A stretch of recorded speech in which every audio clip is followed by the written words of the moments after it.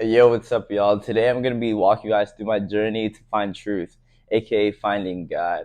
So I'm going to start from the very, very beginning. So I grew up in a first generation, second generation household. I don't know what exactly it is, but my parents are from Africa and they immigrated here. And then all my siblings were born here in America.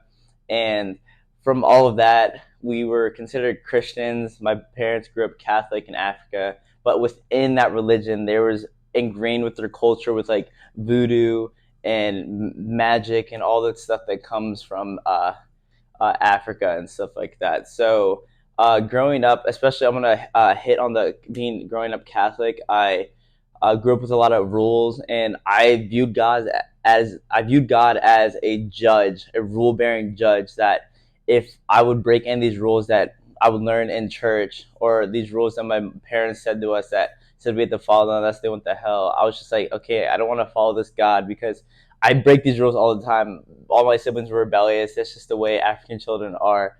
I just thought I was going to be condemned to hell, and I didn't want to follow a God.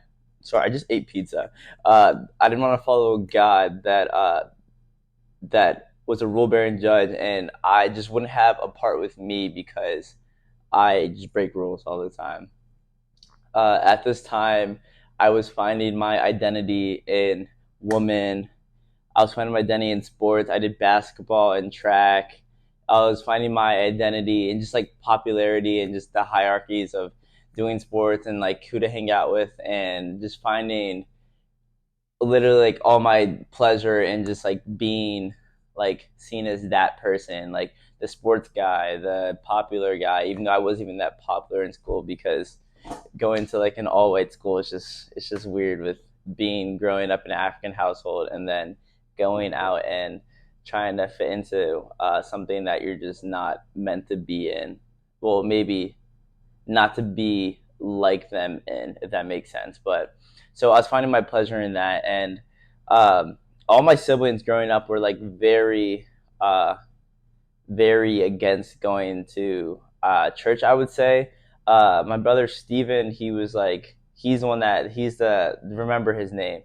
He was the one that kind of brought me into Christianity, but he was probably like one of the most rebellious, followed by my brother David, and then my sister. She was always just there. Like she never really like said anything about going to church. She served in our church without like ever complaining and stuff like that. But yeah, David, he's one of the oldest, and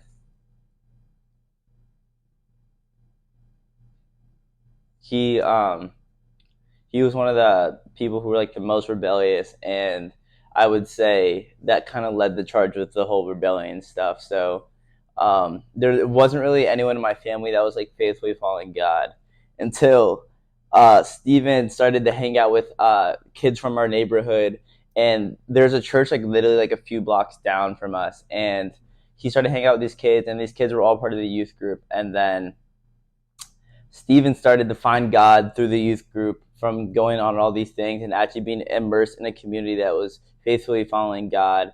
And it wasn't like the Catholic slash cultural African religion mushed them together. And he found like real truth and a real God that changed his heart completely. He went from being a just rebellious teenage child who was probably going to die from being a crackhead on the streets to being a redeemed child of God. And he went from being such a depressed person to just being like such a joyful person, wanting to talk about the Bible all the time and like the way God has changed him. And I was just like, I feel so broken inside. Like I said, I was finding my value in like being popular and like being part of like a school that didn't even want a part of me, and I wasn't fulfilled. Like I knew like since like the day I started going to school, the day I started doing the sports and started really finding my value and stuff, I wasn't fulfilled. And then I looked at Steven and I was just like, dude, like he seems like he has it figured out. Even at the young age that we were, like he seemed happy. He looked like he was around like good people. And this is where I decided to take a step closer to that. I wasn't sure because I was still stuck in the life I was living and still finding my value in those things. But I decided to ask Steven to go to youth group, and he said no. Like, he was like, okay, this is my thing. You can stay over there. But then I started hanging out with his friend at the park, kind of snuck my way into that.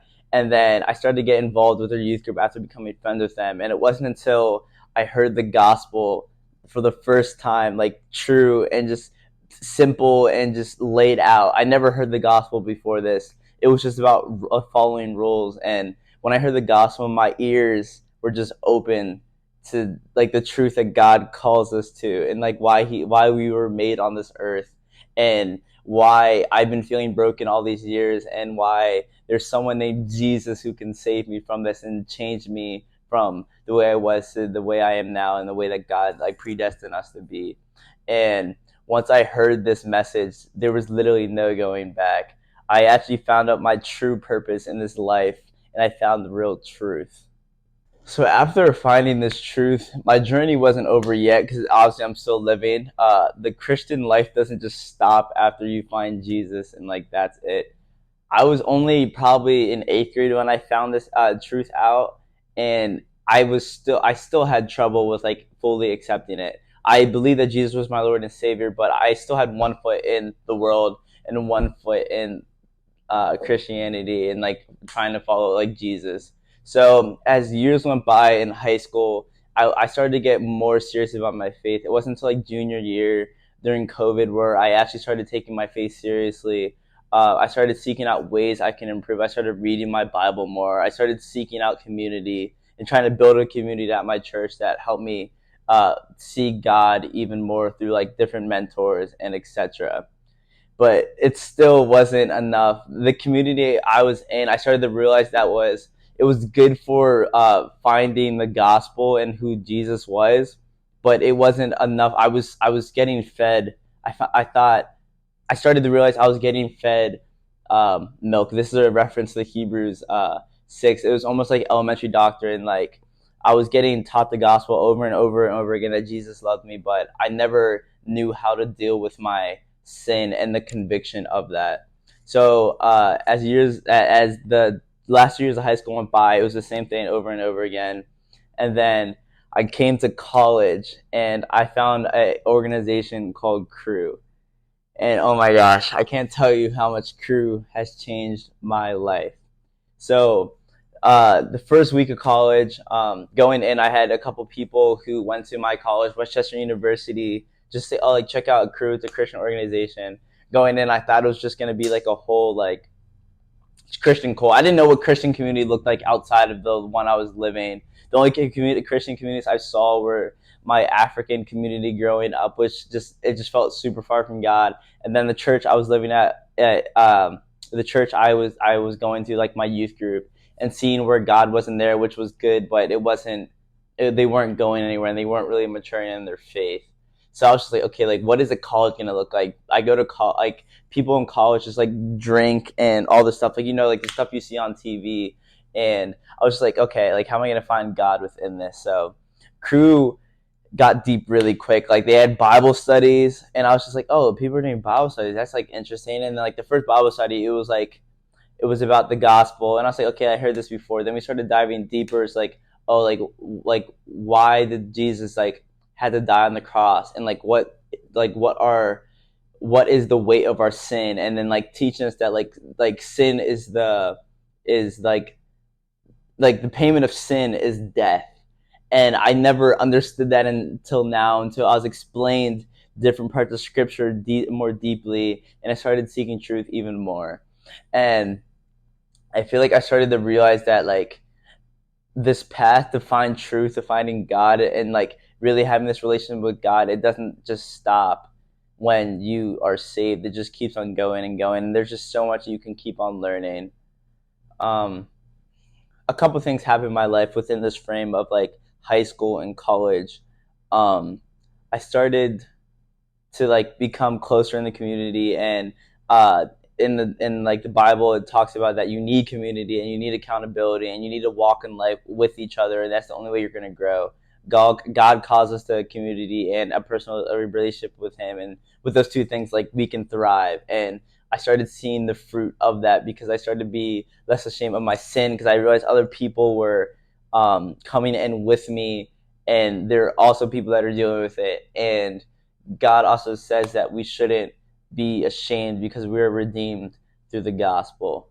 And as during these 2 years, my freshman year, like the summer leading up to my freshman year before college, I'm kind of going back a little. Like I had friends commit a suicide in this time frame, and like I started to realize that it wasn't affecting me as much as it would in the past. And then I started to realize that like Jesus is my firm foundation, the rock on which I stand. Christ is my firm foundation. But I started to realize that like if I put my life on Jesus and I know that God is sovereign and he has his hand over everything and he's just like I like my heart is broken to my friends that I lost, but like this was God's plan, and I should believe that God knows what he's doing and he's faithful, and that no matter what decisions that we make in this life, that God's plan is true and he's loving, and that whatever my friends chose to do, it wasn't because God is an evil God. And that was part of my walk, and still my walk with God, is that I have a hard time believing that God delights in me, because like over the past few years, it's been like year after year, someone's dying, whether it's my friends from school committing suicide or my aunt committing suicide. Guys, so I suck at public speaking, and I meant to say that my aunt passed away from like natural things. They actually don't know how she passed away because she was in Africa when she passed away. But she did not commit suicide. I don't know why I said that. I was just rambling because I suck at speaking sometimes. So, yeah. And just like stuff like that. Just getting beat left and right. As I started unraveling myself on this YouTube channel, like you're gonna start to realize that I have a very crappy life, but I still find joy in Jesus because of the glory that will be revealed to us. I have a tattoo on my arm, Romans 8:18, for the pain that you're suffering won't compare. Wait, sorry. For at this present time, for the suffering at this present time will compare to the glory that will be revealed to us. Sorry, I had a bunch of translations in my head that I just started coming out at once, but I believe that even though we're suffering at this time of life, like God has glory that will be revealed to us. So I just got to keep my eyes on the prize. But yeah, I think I explained mostly everything of what has been impacting me the last few years. So this was my journey to finding truth in the last years of my life and just my life in general. So thanks for watching.